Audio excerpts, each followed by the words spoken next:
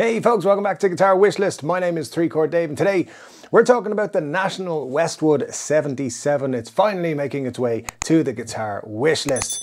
Now don't forget, every single guitar mentioned on Guitar Wishlist is plucked from this book right here, the 1001 Guitars That You Should Dream of Playing Before You Die. It's a very cool book, goes all the way back to the 16th century and it comes right up until 2013. Yes, it's due an update, but it's 1001 guitars in there and they're all very cool, so you should check it out. Links in the description below if you want to check out your own copy. Now, the Valco brand National Guitars was in production between 1952 and 1968, so a very short period of time there. They were actually known for making plastic or acrylic guitars, such as the Studio 66, for example, which was one of their big models that they used to do.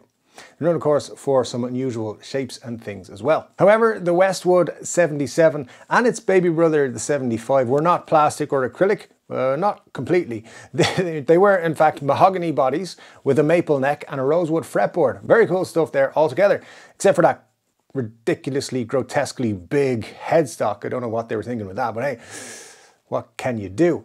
Now, if we take a look at the back, this is where we get the semi-hollow side of the guitar. So obviously it was routed out and everything was put inside, all the electronics and stuff like that. And then what would happen is, so this was at the back of a 75. Now 75 was a single pickup guitar and it had a couple of less knobs than the 77 on the front as well, control knobs. So the single pickup would be in the neck position. What would happen is this back cavity here would be covered up with an acrylic plate. So yes, still quite a lot of plastic at but the front of the guitar was all wood. The main body of the guitar was all mahogany. So that's why it gets a pass and is on the Guitar Wishlist. Now, National guitars were known to be kind of quirky shapes. Some of them, you know, a little bit out there. And this one is designed apparently to look like a map of America, the United States. Now, if you look at the two side by side, you can say, oh, okay, maybe it does look a little bit like it. And if you look at the map of America superimposed on top of the guitar here, you can kind of see where they were going. But you know, it's the 60s. There was all kinds of things floating around. So who knows?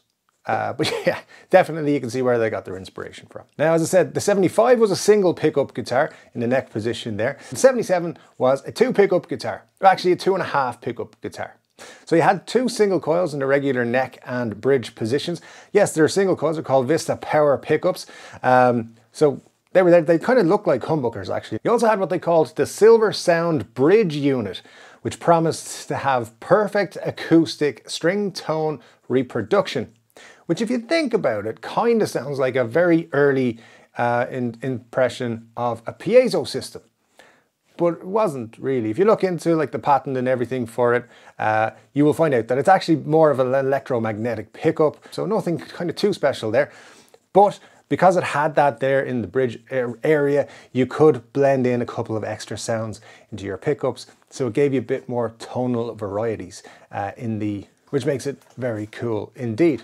Now at this point, guys, just like to remind you, if you haven't subscribed to this channel yet, please do so. It's free. You just hit the subscribe button there. And while you're there, you may as well hit like, because you know, that's part of the thing that you do on YouTube.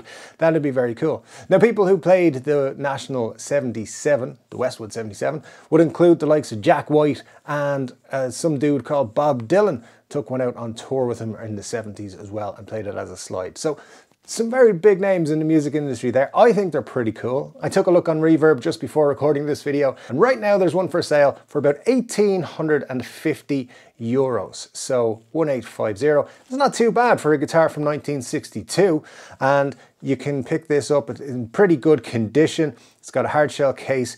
The wiring has been replaced, and so have the frets. So, you know, it's not in original condition, but still, this guitar is over 60 years old, so you get what you get.